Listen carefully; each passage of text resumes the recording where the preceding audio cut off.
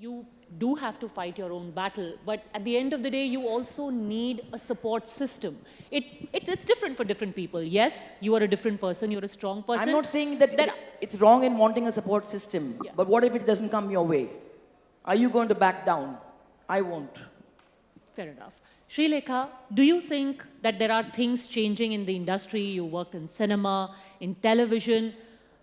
I think it's safe to say that there are predators everywhere. This is not to say that all men are predators, but yes, every field has predators. Yes, our industry had been singled out, but I don't think this is a norm only inside the industry. We as insiders know that it is predominantly a male-dominated industry, society.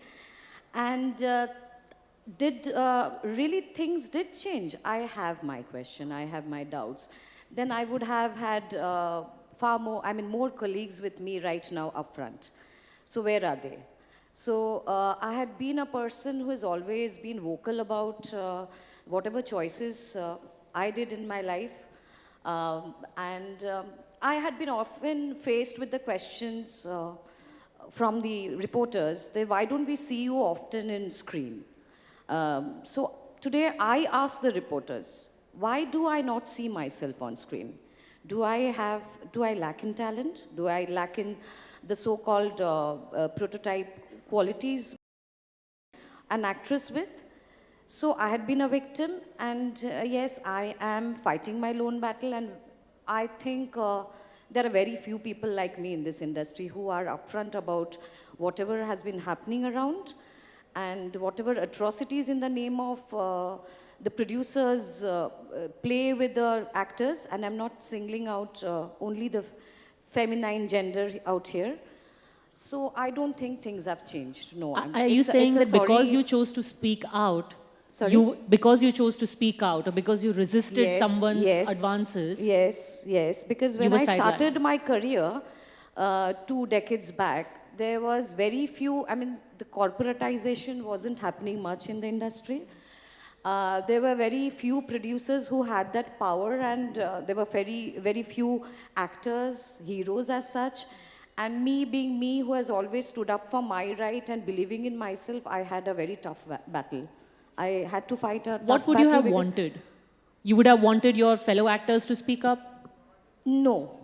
What's the way out then? No, Name and shame? I had gone through Tanushree Datta's few videos where at one point I kind of disagree with her, where she kind of was talking about actors who are still working with Nana Patekar. Why are they working with him? So it is her battle, and you don't need an entire industry to be on your side to fight your battle. You fight your battle alone. I encourage her. I stand up for her, for speaking her mind out. Even after 10 years, that doesn't count, really. And but I think things haven't changed much. At least in Kolkata, things haven't changed. So would it be safe to say that the idea of Me Too sounds great, sounds romantic, but it'll take us another 20 years to even get to the point where America is right now? Me Too came about in 2006. I think female infanticide, dowry, sati, wife beating, rape has been around far longer. Me Too was what came about because we were talking about one individual called Harvey Weinstein, and then there were a whole load of women who came up and said, okay, he's abused you. Me Too, Me Too, Me Too. I would like to say, let's change it to You Too, huh? Why Me Too? My point is that why are we so keen on just adopting something in America? It's got their own set of problems. This is not a place where you're supposed to be airing your grievances about that, but as long as Trump is in power, God help America and God save them as well. But the point is that it's not about Me Too or You Too. The thing is that is sexual abuse, is violence against women new to India? It begins in the womb. When you prefer a male heir, you worship the female goddess, but you want a firstborn to be a male. Because the Vedas even say that jab tak ladka chita ko aag nahi lagata, to mukti nahi milti hai. No, but Pooja, I disagree with that. A lot of sexual harassment, and I'm going to talk about what's happened in the last 24 hours. You spoke about the skewed mindset that we've had at home. Now, I've just learned this new term called woke.